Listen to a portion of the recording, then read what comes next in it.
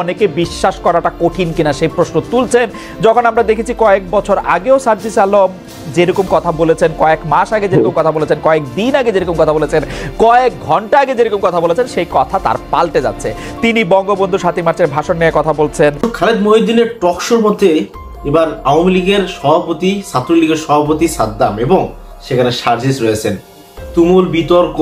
আজকের টকশোটি দেখার পর আপনি অবাক হতে চলেছেন। কি আজব ঘটনা ঘটলো, দুইজনকে একত্রিত করে এবার কি ঘটনা ঘটালেন খালেদ মহিউদ্দিন। আজকের ভিডিওটি খুবই চাঞ্চল্যকর, নাটকের সম্পূর্ণ ভিডিওটি দেখুন এবং চ্যানেল নতুন হলে সাবস্ক্রাইব করুন নিত্য নতুন সকল আপডেট পাওয়ার জন্য। চলুন ভিডিওটি দেখা যায়। অনেকে বিশ্বাস করাটা কঠিন কিনা সেই প্রশ্ন তুলছেন। যখন আমরা দেখেছি কয়েক বছর আগেও সার্জিস আলম যেরকম কথা বলেছেন, কয়েক মাস আগে যেরকম কথা বলেছেন, কয়েক দিন আগে যেরকম কথা বলেছেন, কয়েক ঘন্টা আগে যেরকম কথা বলেছেন, সেই কথা তার পাল্টে যাচ্ছে। তিনি বঙ্গবন্ধু ৭ই মার্চের ভাষণ নিয়ে কথা বলছেন একরকম, তারপরে ছাত্রলীগ নিষিদ্ধের পক্ষে কথা বলছেন, যদিও তিনি এর আগে ছাত্রলীগ করেছেন। প্লাস তার উৎসাহে বা তার উদ্দীপনাতে আমরা দেখেছি যে মধুর ক্যান্টিনে দুজন অন্তত সমন্বয়কের উপস্থিতিতে দুটি গরু নিয়ে গিয়ে ছাত্রলীগের সাবেক প্রেসিডেন্ট এবং সাধারণ সম্পাদক এসেছে, এরকম স্লোগান দেওয়া হচ্ছে এবং তিনি খুব এটা এনজয় করছেন। পুরো ব্যাপারটাই যদি আমাদের একটু বলেন জনাব সার্জিস আলম, মানে রাজনীতিটা আসলে এখন কি, মানে যে সব কাজ বাদ দিয়ে প্রেসিডেন্টকে সরাই দিতে হবে, আরেকজন সমন্বয়ক গিয়ে বলবেন যে বিচারকদেরকে চা খাইতে পাঠাইতে হবে, অথবা বাদ দিয়ে দিতে হবে, অথবা আপনি ছাত্রলীগ নিষিদ্ধ করতে হবে ক্যাম্পাসে, মানে সব দায়িত্ব আপনারা নিজেদের মাথায় নিতেছেন কিনা জনাব সার্জিস আলম? দেখুন, প্রথম কথা হচ্ছে সব দায়িত্ব আমরা নিজেদের মাথায় নিতেও পারবো না, সেটা নেওয়া সম্ভব না, এবং আমরা মনে করি যে এটা আসলে সমীচীনও না। আমি যদি একদম শুরু থেকে বলি, আপনি যেখান থেকে বললেন এটা একদম স্পষ্ট সত্য। আমি আমার ফেসবুক পোস্টেও লিখেছিলাম যে আমি 2017 সালে আমার বিশ্ববিদ্যালয় জীবন প্রথম বর্ষে শুরু করি ঢাকা বিশ্ববিদ্যালয়, এবং ঢাকা বিশ্ববিদ্যালয়ে প্রথম থেকে তৃতীয় বর্ষ পর্যন্ত হল ভেদে কালচারে একটু সময়ের পার্থক্য আছে, কিন্তু আমার হলে এরকম ছিল যে প্রথম থেকে তৃতীয় বর্ষ পর্যন্ত একদম বাধ্যতামূলক আপনার ছাত্রলীগের রাজনীতি করতে হবে, হলে থাকার জন্য আপনার প্রোগ্রাম, গেস্ট রুম, গণরুম এইসবের অংশ হতে হবে, বাধ্যতামূলক। যদি আপনি না হন তাহলে হল ছেড়ে দিতে হবে। দুইটার একটা, মাঝখানে কোনো অপশনই নাই। এটা নিয়ে কোনোদিন বিশ্ববিদ্যালয় প্রশাসন কথা বলেনি, এটা নিয়ে কোনোদিন তখনকার ফ্যাসিস্ট সরকার কথা বলেনি, কেউই বলেনি। যাকেই বলা হয়েছে তারা এই কোয়েশ্চেনগুলোকে স্কিপ করে গিয়েছে। বরং আমরা আমাদের জায়গা থেকে দেখেছি ওই সিস্টেমের ভিতরে থেকে কিছু ছেলে যখন থার্ড ইয়ারে, ফোর্থ ইয়ারে উঠতো, একটু সাহস আসতো, ওই জায়গা থেকে এই সিস্টেমগুলো নিয়ে ধীরে ধীরে তারা গঠনমূলক কিছু লেখার চেষ্টা করতো। আমি 2019 সালে যখন আমার হল সংসদে ছাত্রদের দ্বারা নির্বাচিত হই প্রতিনিধি হিসেবে, তখন আমার মধ্যে আলাদা একটা আত্মবিশ্বাস আসে।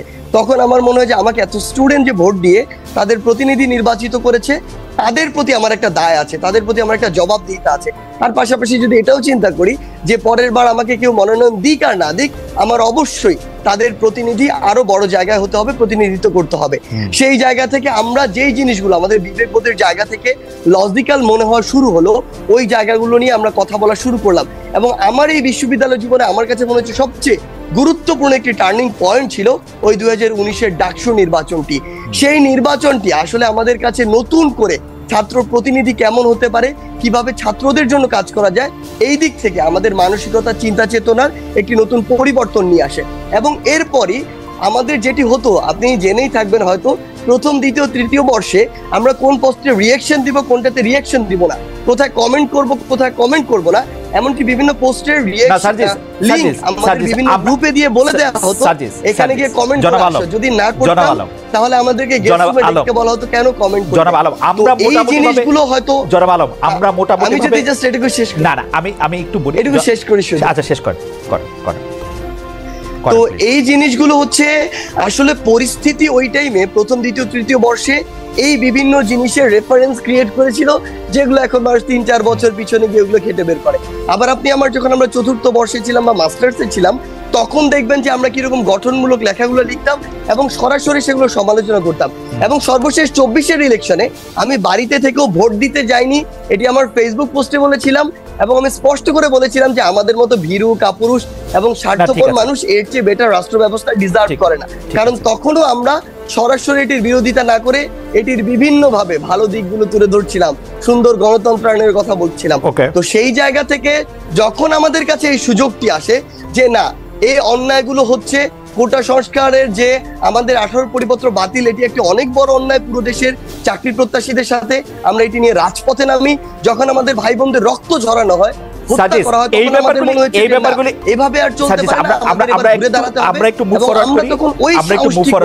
রাজপথে ধীরে ধীরে এক দফার দিকে যাই এবং এই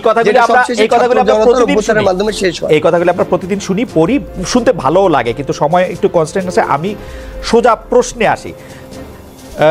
কেউ কেউ আমাকে বলেন যে আপনারাও যে জায়গার থেকে আপনি এসছেন, ছাত্রলীগের যে রাজনীতির কথা আপনি বলছিলেন, যে অত্যাচার নিপীড়নের কথা বলছিলেন, সেই অত্যাচার নিপীড়নের আমরা সরাসরি সাক্ষী। আপনাকে আর এটি মানে ব্যাখ্যা করে না বললেও চলবে, আপনি নিশ্চয়ই জানেন। কিন্তু আপনারাও কি এখন ছাত্রলীগের সেই জায়গাটাই দখল করেছেন কিনা?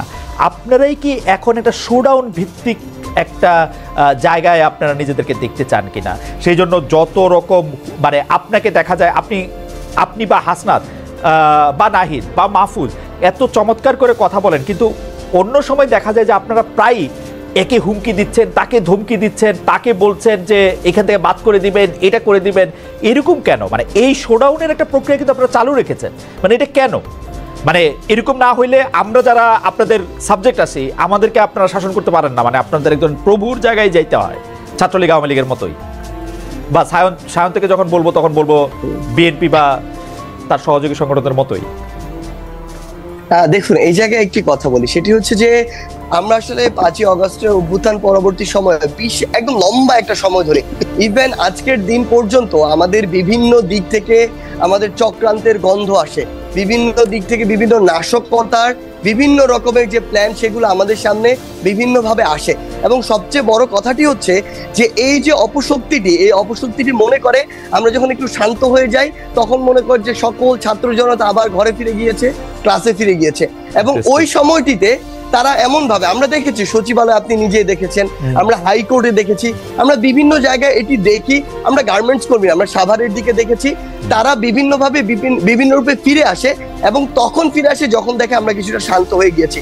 তখন ওই যে আমাদের 3 অগস্ট কিংবা 18, 19 জুলাই কিংবা 5 অগস্টের যে হুঙ্কার দিয়ে রাজপথে ঠিক ওইভাবে আসতে হয়। কিন্তু সত্যি কথা আমরা আসলে ওইভাবে আসতে চাই না, এবং আমরা চাই ধীরে ধীরে যে বিষয়গুলো সংস্কার প্রয়োজন, রাষ্ট্রের স্বার্থে এখনই যে বিষয়গুলোতে কাজ করা প্রয়োজন, ওই বিষয়গুলোতে আমরা কাজ করি এবং কাজ করে আমরা এই বাংলাদেশকে যে জায়গায় দেখতে চাই, এবং সবশেষে একটি জনগণের ভোটে নির্বাচিত যে একটি সরকার আমরা দেখতে চাই, সে পথে যাই। কিন্তু সবচেয়ে বড় কথা হচ্ছে ওই যে আমরা একটি কথা বারবার বলছি যে ফ্যাসিস্টের মাথা চলে গেলেও এই যে ডালপালাগুলো, এগুলো বিভিন্নভাবে বিভিন্ন দিক থেকে উকি দেওয়ার চেষ্টা করে, গর্ত থেকে উঠে আসার চেষ্টা করে।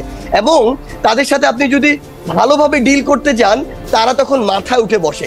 ওই জায়গায় আপনার মাঝে মাঝে অন্তত তাদেরকে এটা বোঝানোর জন্য যে না, আমরা এখনো আছি এবং প্রয়োজন হলে আবার আমরা রাজপথে নামতে পারি, এটা বোঝানোর জন্য হলেও আসলে মাঝে মাঝে হুঙ্কার দিতে হয়। সার্জিস, খুবই ইন্টারেস্টিং। মানে আমি এরকম শুনছি অনেক সময় পুলিশরা বিপদে পড়ে আপনাদের ডাকে, যে মানে বাংলাদেশের যে মানে আমরা ব্যাপারটা ঠিক এরকম আমরা আমাদের জায়গা থেকে মনে করিনি। আমাদের জায়গা থেকে ব্যাপারটি এরকম মনে হয়েছে, পুলিশ বাহিনীর অধিকাংশ সদস্য কিন্তু এখনো তাদের ওই ভিতরের যে একটি মানসিক বা নৈতিক দুর্বলতার জায়গা সৃষ্টি হয়েছে, তাদের যে কতিপয় সদস্যের যে বর্বরতা কিংবা তাদের যে অতি উৎসাহের কারণে এবং ফ্যাসিস্ট সরকারের দালাল হিসেবে নিজেদেরকে আরো বেশি প্রমোট করা, তুলে ধরার কারণে, ভবিষ্যতে ফায়দা বা সুবিধা নেওয়ার কারণে তারা এই যে বর্বরতাগুলো চালিয়েছে, এবং এটার কিন্তু তারা নিজেরাও এই বর্বরতার অংশ। আমরা দেখেছি অনেক পুলিশ সদস্যের সন্তান মারা গিয়েছে। সেই জায়গা থেকে আসলে তাদের ওই যে নৈতিক যে একটি দুর্বলতা তৈরি হয়েছে মানসিকভাবে, ওই জায়গাটিতে তারা স্ট্রংলি যে কোনো একটি অবস্থা যেভাবে ফেস করার কথা, ওইভাবে তারা অনেক সাহায্য চায়, আমি বলবো না কিছু কিছু ক্ষেত্রে অথবা অনেক ক্ষেত্রে ওইভাবে তারা ফেস করতে পারে না। পুলিশ আপনাদের সাহায্য চায় হয় আসলে যে তাদের ক্ষেত্রে থেকে তখন যে জিনিসটি হয় যে আমরা যদি ওখানে কোনো একটি স্টুডেন্টদের অংশ থাকে, তাদের সাথে আমরা কথা বলার চেষ্টা করি, কিংবা আমাদের সরকারে, অন্তর্বর্তীকালীন সরকারে যে আমাদের 2 জন উপদেষ্টা এবং একজন আমাদের বিশেষ সহকারী রয়েছেন, তারা তাদের জায়গা থেকে কথা বলার চেষ্টা করে, নাগরিক সমাজের সাথে হোক কিংবা শিক্ষার্থীদের সাথে হোক। কিন্তু আমার যেটি মনে হয় আমি যে বুঝতে পারছি। আসলে এই মুহূর্তে পুলিশের যতটুকু আসলে তাদের জায়গায় স্ট্রং পজিশন দেখানোর কথা ওটি আমরা এখন পর্যন্ত দেখতে পাচ্ছি। অ্যাবসলিউটলি, এবং অ্যাবসলিউটলি মানে আমি আসলে পুরনো কথা বলতে হয়, সায়ন্তের হয়তো কিছু মনে থাকবে, আমি 2014-15 সালে অসংখ্যবার এরকম ছাত্রলীগের নিয়ে প্রোগ্রাম করেছি, ছাত্রলীগ তুই চাস কি বা ছাত্রলীগের ব্যাপারটা কি, তাদেরকে যখন জানতে চেয়েছি যে তারা কেন পুলিশের কাজ সেটি করতে চাইছে, প্রায় একই উত্তর দিয়েছে সার্জিস আলম, আমার মানে পুলিশ পারছে না বা পুলিশ হচ্ছে না, যাচ্ছে না। একটা জিনিস আপনাকে তাহলে আমি আপনাকে একটা জিনিস আমি আবার আসবো আপনার কাছে সার্জিস। তোর পার্থক্য আছে না, পার্থক্যটা আমি শুনবো, পার্থক্যটা আমি শুনবো। আমি দ্বিমত প্রকাশ করি। না, না, ঠিক আছে। 2014 সালের যে কথা আপনি বলছেন, আওয়ামী লীগ তখন তার সুসময়ের সর্বোচ্চ মাত্রায়। এই টাইমে আওয়ামী লীগের এই যে লেজুর ভিত্তিক ছাত্র সংগঠন, ছাত্রলোক যদি এই এক্সকিউজ দেয় যে পুলিশ নৈতিকভাবে দুর্বল, মানসিকভাবে দুর্বল, পুলিশ রাস্তায় কাজ করতে পারছে না, এটি কোনোদিনও গ্রহণযোগ্য নয়। কিন্তু আপনি যদি অভ্যুত্থান পরবর্তী একটি সিচুয়েশন দেখেন, এই জায়গা একদম এটার একদম দৃশ্যমান একটি উদাহরণ রয়েছে। তাই দুই জায়গার সিনারিও বিস্তর একটি পার্থক্য রয়েছে। ঠিক আছে, আমি যখন ফিরে আসবো আপনার কাছ থেকে জানতে চাইবো যে আপনার বন্ধুরা বা আপনার বড় ভাই অগ্রজ অনুজরা অসংখ্য প্রশ্ন আপনার কাছে পাঠাচ্ছেন, সেই প্রশ্নটা যদি আপনি একটু বলেন যে আসলে সরকারি চাকরিতে বিশেষ করে বিসিএসে এক ধরনের উত্তীর্ণ হয়েও 43 বা 46-এ যাদেরকে বাদ দেওয়া হচ্ছে, তাদেরকে কেন বাদ দেওয়া হচ্ছে, এই ব্যাপারে আপনি শুধু ছাত্রলীগ করার কারণে কেউ আর চাকরি করতে পারবে না কিনা, সেই ব্যাপারে যদি আপনি একটু বলেন। দর্শক, আপনার আসলে কি মনে হয় যে এই সাদ্দামরা, ছাত্রলীগের সাদ্দাম, আওয়ামী লীগ কোনোভাবে কামব্যাক করতে পারে বাংলাদেশের মধ্যে এবং তারা তাদের আগের মতো পাওয়ার ফিরে পাবে? এটা কি সম্ভব কখনো? এবং এই ব্যাপারগুলো আপনাদের কি মন্তব্য? আর যদি তারা ফিরে আসে তাহলে সমন্বয়কদের কি অবস্থা হবে? যদি আওয়ামী লীগও না আসে, যদি বিএনপি আসে, তারপরে কি সমন্বয়করা আসলে বিশাল একটা প্রবলেমে পড়ে যাবে? এই ব্যাপারগুলো নিয়ে আপনাদের কি মন্তব্য? অবশ্যই কমেন্ট সেন্ড দিন। আজকে ভিডিও পর্যন্তই। চ্যানেলে সাবস্ক্রাইব করুন, বন্ধু হয়ে পাশে থাকুন। আল্লাহ হাফেজ।